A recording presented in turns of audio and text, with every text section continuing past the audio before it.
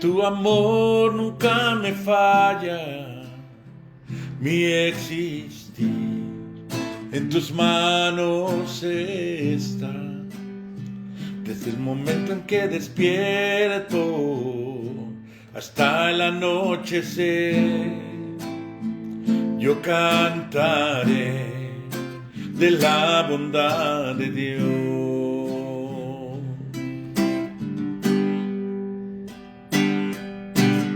Sí, Señor, queremos que seas tú el primer pensamiento de nuestro día. Queremos que seas tú, Señor, lo primero que hagamos. Darte gracias. Gracias por un nuevo amanecer. Gracias porque no nos has dejado, Señor. Porque cuidas de nosotros.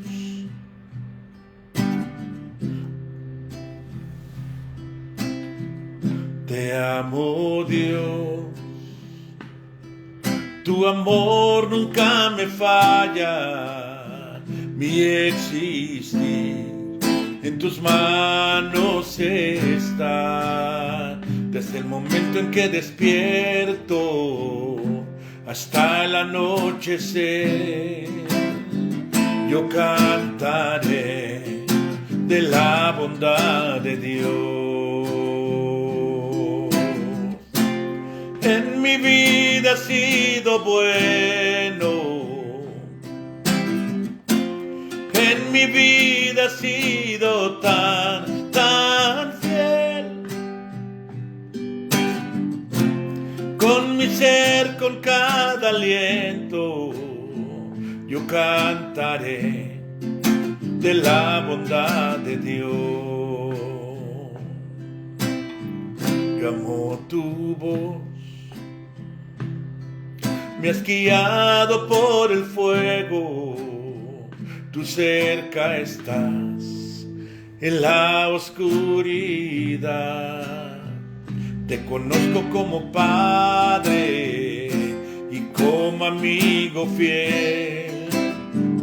Mi vida está en la bondad de Dios. En mi vida has sido bueno, en mi vida has sido tan fiel. Con mi ser, con cada aliento, yo cantaré de la bondad de Dios. Yo cantaré de la bondad de Dios. Yo cantaré de la bondad de Dios.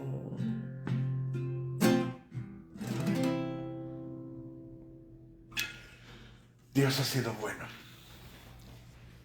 Dios es bueno y ha sido bueno con nosotros. Yo creo que la capacidad de poder estar agradecido con Dios es un blindaje contra la ansiedad. No puedes estar ansioso y agradecido al mismo tiempo. Entonces, cuando tú tienes gratitud, estás como protegido, estás como bajo un escudo, un campo de fuerza que te protege contra la ansiedad y contra la angustia. Y cuando decimos, Dios ha sido bueno, me ha guardado, me ha guiado, ha estado conmigo en tantas dificultades, he salido de tantos problemas, he salido de tantos conflictos. Dios ha sido bueno conmigo. Así no vas a estar en angustia.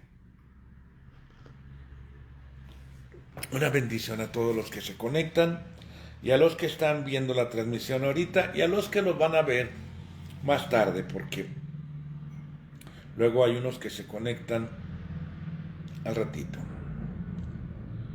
Vamos a ver.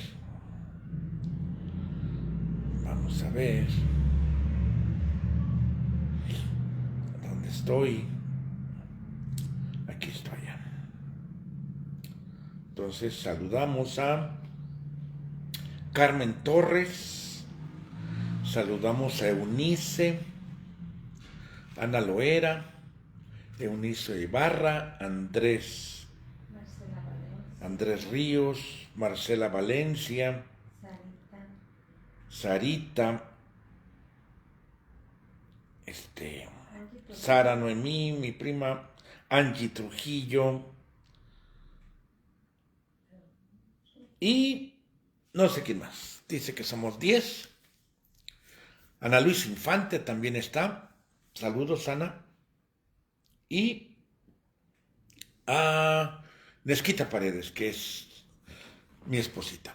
Ok, hoy toca leer Hechos,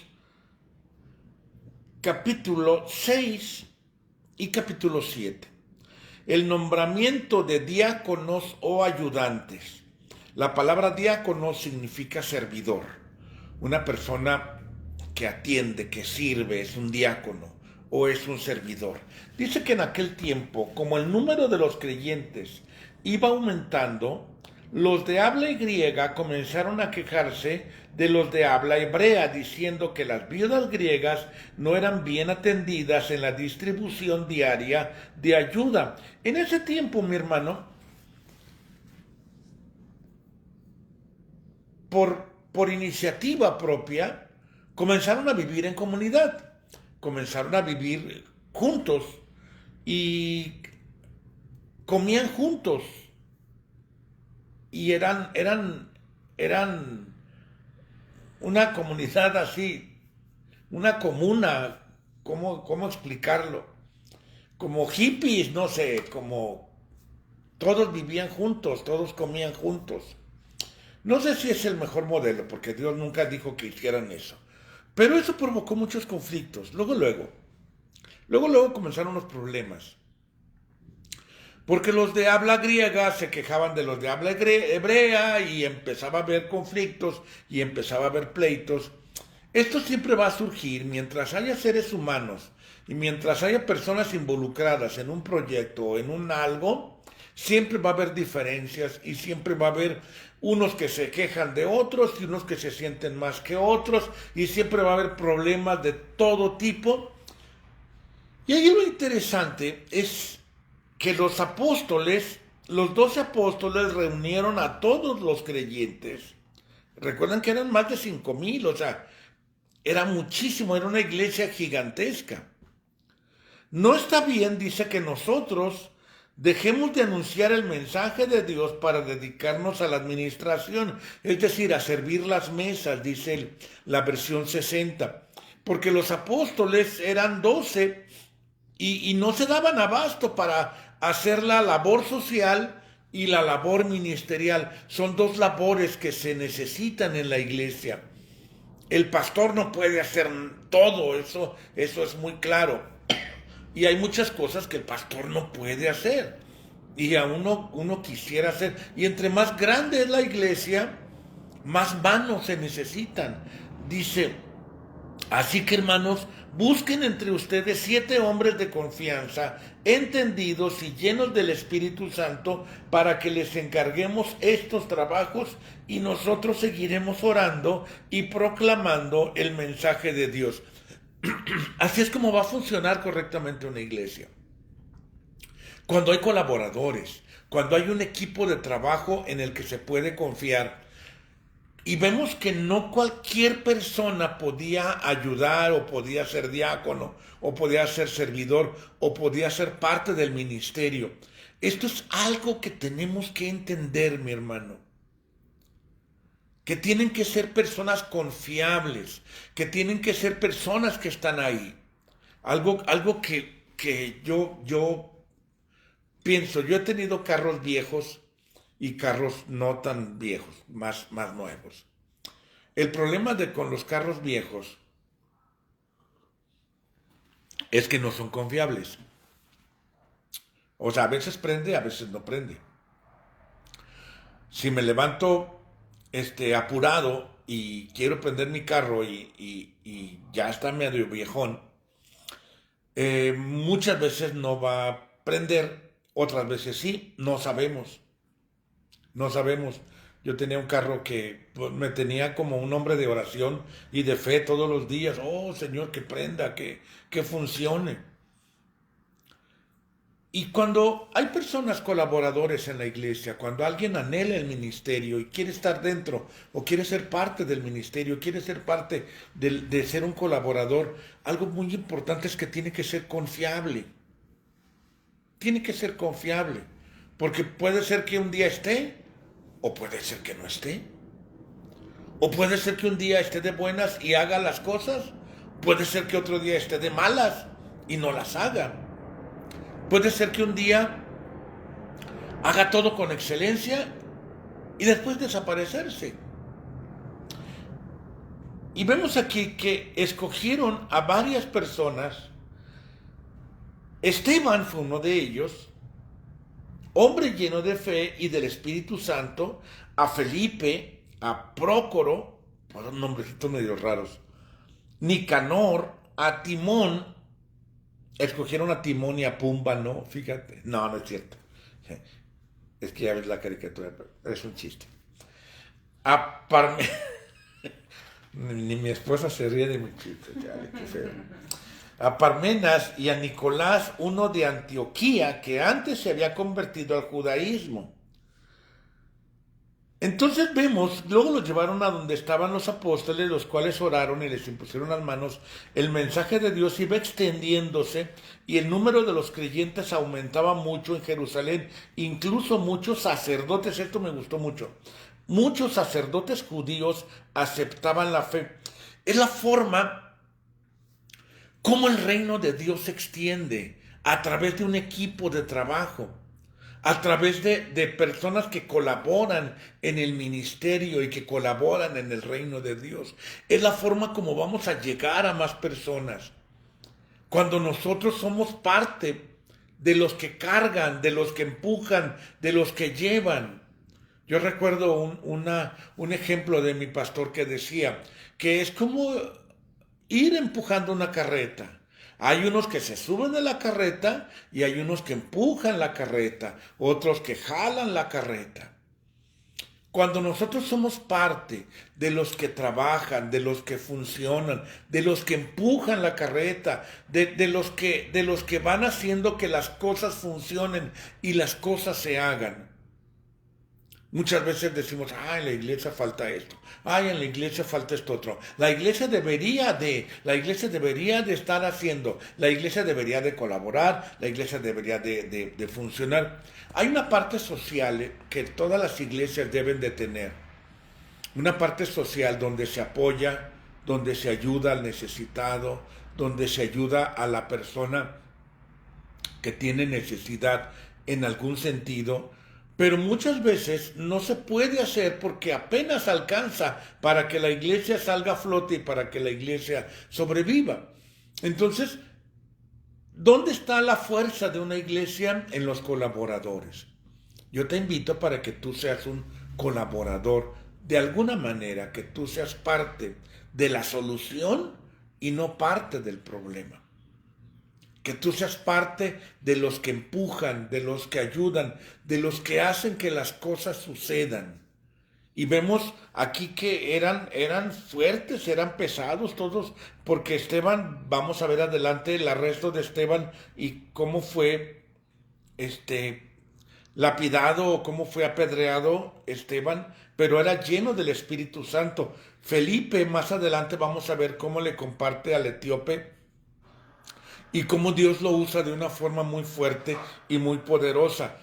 Eso es lo que se requiere. No de un pastor todólogo, no de unos pocos donde se recae toda la responsabilidad, sino de una iglesia que lleva la carga, una iglesia que empuja, una iglesia que es fuerte. Y después vemos a Esteban, que Esteban, dice el versículo 8, lleno del poder y la bendición de Dios, hacía milagros y señales entre el pueblo. Algunos de la sinagoga, llamados de los esclavos libertados, junto con algunos de Cirene de Alejandría, de Cilicia, de la provincia de Asia, comenzaron a discutir con Esteban, pero no podían hacerle frente porque hablaba con la sabiduría que le daba el Espíritu Santo. Y esto provocó algo, fíjate, el ministerio de Esteban, a pesar de que parece que fue corto, realmente su alcance fue mucho, mucho más grande de lo que fue su vida. ¿Por qué? Porque Esteban fue una semilla que se sembró. Vemos adelante cómo lo apresan, se lo llevan preso y Esteban se avienta una predicación desde Abraham, desde los comienzos hasta el tiempo de Jesús, y cómo expresa que era necesario que el Cristo muriera, que Jesucristo diera su vida por nosotros. Y comienza y da una predicación de toda la historia. Entonces aquí vemos que Esteban conocía bien la palabra de Dios. Conocía bien el Antiguo Testamento. Conocía bien la historia. Era un hombre que conocía de la palabra perfectamente. Termina siendo apedreado Esteban. Porque hay varias enseñanzas aquí. La primera es porque nunca va a ser así, todo facilito y todo, nunca siempre va a haber resistencia y siempre va a haber oposición. Eso es algo que vamos a encontrar siempre que prediquemos, que hablemos, que querramos hacer las cosas. No siempre todo va a ser fácil, muchas veces va a haber oposición y a veces hay luchas y a veces hay conflictos. Y es ahí donde se muestra qué tanto queremos, qué tanto anhelamos. Porque luego viene el pensamiento, bueno, ¿qué necesidad tengo de yo estar en esas arengas? ¿Y qué necesidad tengo yo de estar en estos conflictos? Pero hay un llamado de parte de Dios, que es el que nos impulsa y el que nos lleva a hacer las cosas. Hay personas que dicen que quieren, pero no están dispuestos a pagar el precio del ministerio, no están dispuestos a vencer los obstáculos. Con cualquier cosita agarran de pretexto y ¡pum!, se esfuman. Y es ahí donde se prueba el ministerio. Todo ministerio tiene que ser probado. Todo ministerio tiene que ser pasado por fuego. Donde de verdad tienes un llamado, vas a permanecer a pesar de las dificultades. Vas a permanecer a pesar de todo lo que sucede. Todo ministerio tiene que ser probado. Cuando eres llamado al ministerio, vas a vencer todos los obstáculos y vas a sortear todo lo que se va presentando, y vas a permanecer y vas a continuar en el ministerio y vas a continuar sirviendo. Cuando hay personas que, ay, no, es que ya me miraron feo, ya no voy a ir. Ay, no, es que me dijeron esto. Ay, no, mira, es que no me aprecian. Ay, es que no me valoran. Es que no me ponen a predicar. Es que... Entonces no tienes un llamado. Porque cuando tienes un llamado, tú vas a permanecer a pesar de cualquier obstáculo y a pesar de cualquier dificultad. Y no importa qué sea lo que se te presente. Y vemos que Esteban fue el primer mártir de la iglesia cristiana. Fue el primer mártir.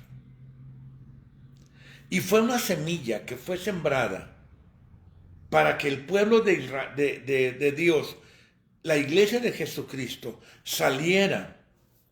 Jesucristo les había dicho, van a ser testigos en Judea, en Samaria y hasta lo último de la tierra. Van a ser testigos primero aquí en Judea y luego en Samaria. Y luego se van a ir extendiendo hasta lo último de la tierra. Ellos estaban ahí en Jerusalén.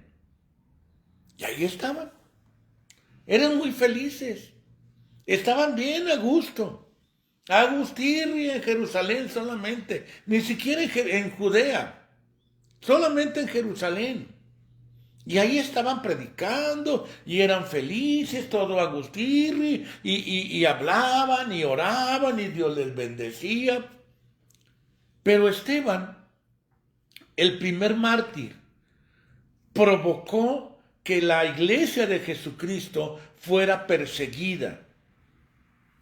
A raíz de lo que ocurrió con Esteban, la iglesia fue perseguida por los judíos tradicionales y los judíos religiosos.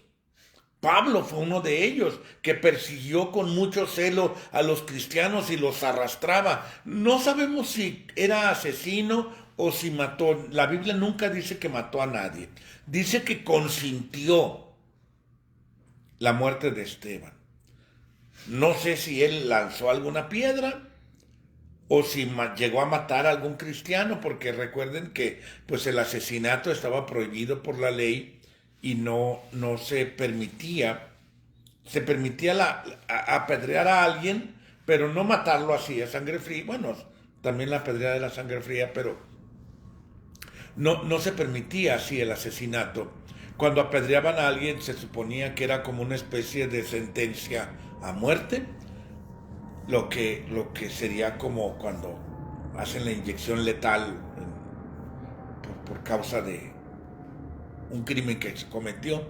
Pero no sabemos si Pablo llegó a cometer homicidio, pero sí fue perseguida la iglesia. De otra forma, la iglesia se quedaba en la zona de confort y no salía a predicar el evangelio. Y era necesario que la iglesia saliera a predicar el evangelio. A veces Dios tiene que sacudirnos para que salgamos de nuestra zona de confort. Fíjate bien, pudiéramos pensar que la muerte de Esteban fue algo malo que ocurrió, pero era necesario para que la iglesia saliera, si no la iglesia se queda ahí.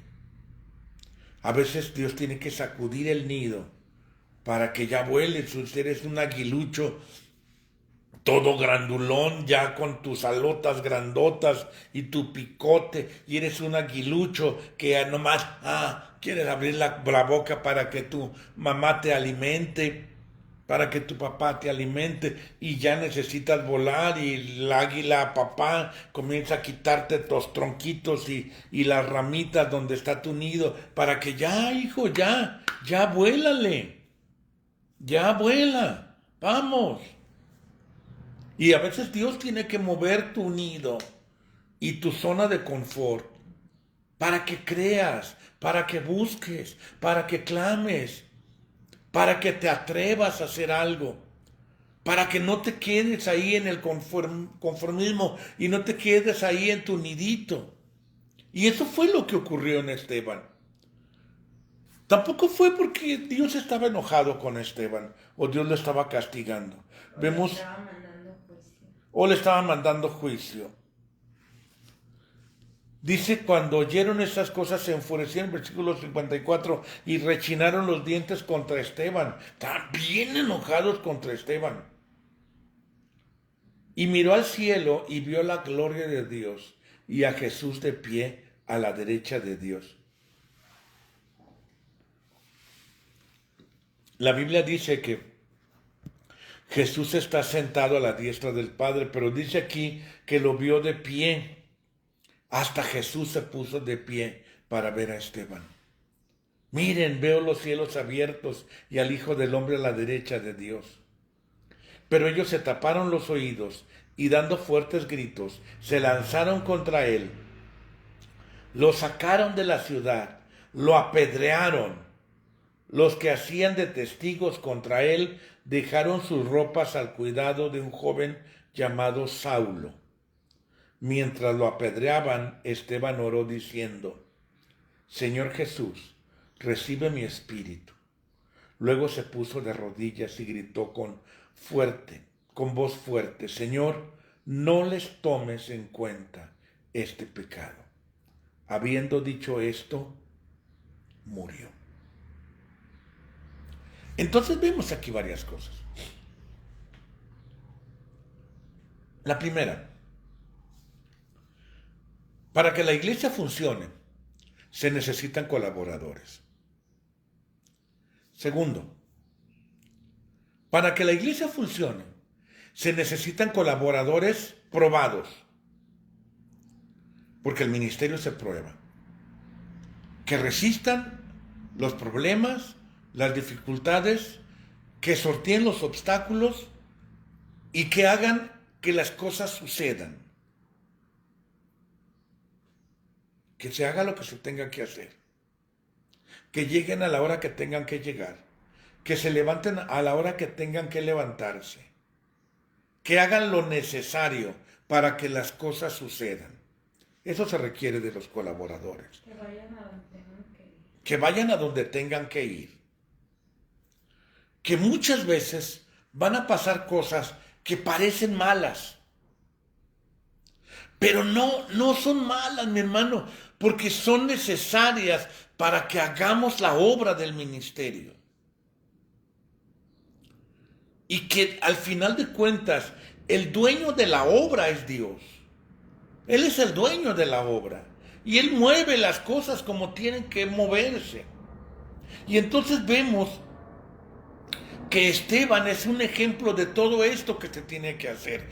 Y yo te pregunto, mi hermano, ¿hasta dónde estamos dispuestos para hacer la obra del ministerio? Esteban pagó el precio más alto de dar su vida. De dar su vida y darla con dignidad. Y darla con entereza.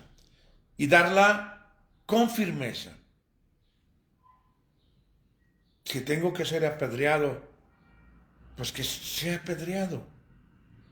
Si tengo que levantarme a las 4 de la mañana para poder llegar a la iglesia a tiempo, pues me levanto a las 4 de la mañana para llegar a tiempo.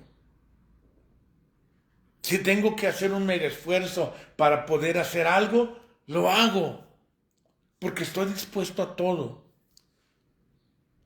Eso fue lo que hizo, mi hermano, que el evangelio no muriera. Que el evangelio continuara, porque siempre ha habido de generación en generación personas que han estado dispuestos a dar su vida. Pregúntate esto. Si toda la iglesia de Jesucristo, a eso me refiero a todas las iglesias, a todas las pequeñas iglesias locales que hay a lo largo de todo el mundo, si toda la iglesia de Jesucristo fuera como tú eres, ¿cómo estaría la iglesia? Si todos los miembros de la iglesia fueran como soy yo, como eres tú, ¿en qué condición estaría la iglesia?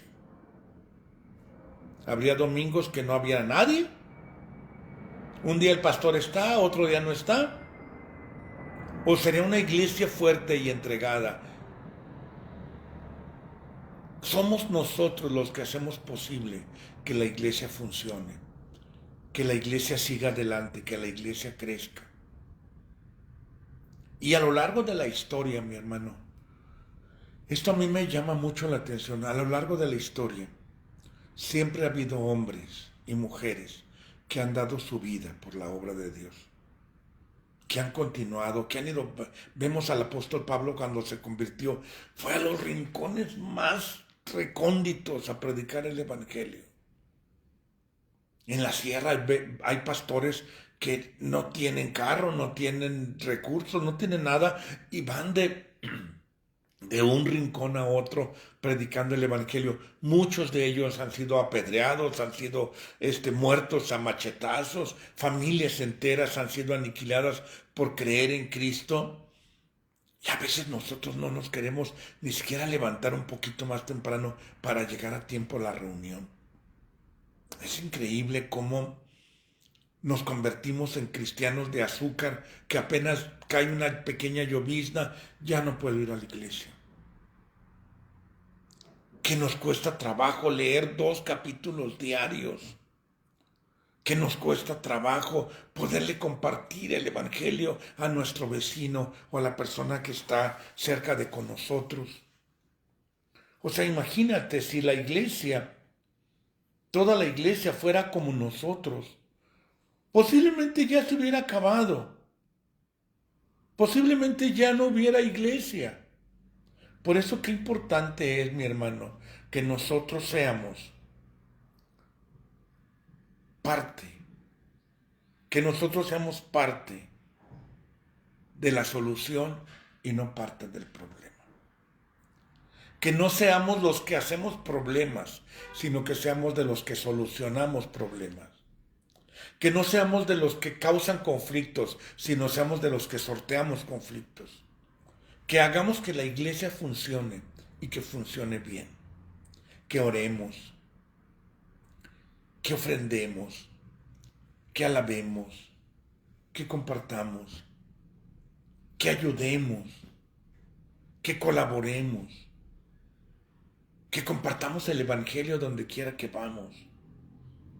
Qué importante es, mi hermano, que seamos cristianos de verdad, cristianos neta, cristianos fuertes, cristianos entregados, cristianos llenos del Espíritu Santo como Esteban. Esteban fue un ejemplo para todos nosotros. Por eso te decía que a pesar de que el ministerio de Esteban fue corto y fue pequeño, el fruto de su trabajo nos sigue alcanzando ahora, porque seguimos siendo impactados y seguimos siendo bendecidos por la vida de Esteban. Yo creo, mi hermano, que nosotros podemos ser unos Esteban que hacen la diferencia en este mundo. Aleluya. ¿Cómo necesitamos, mi hermano,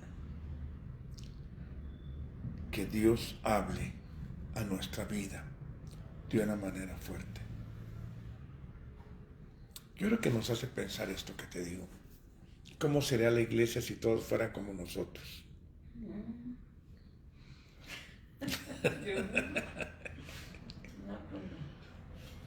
O sea, sí, de verdad. Hay diversidad de personas. Sí, que seamos de los que se bajan de la carreta y empujan, no de los que van arriba y dicen, uy, qué despacito vamos. Que Dios nos ayude a ser unos Esteban. Pues si nos tienen que apedrear, pues ni modo, ¿no crees? Un saludo a todos mis hermanos, una bendición, que Dios nos ayude, que Dios nos ampare, nos agarre confesados, ahora sí como dice el refrán. Nos vemos el día de mañana en punto de las 8, ya me pasé 2 minutos. Bendiciones.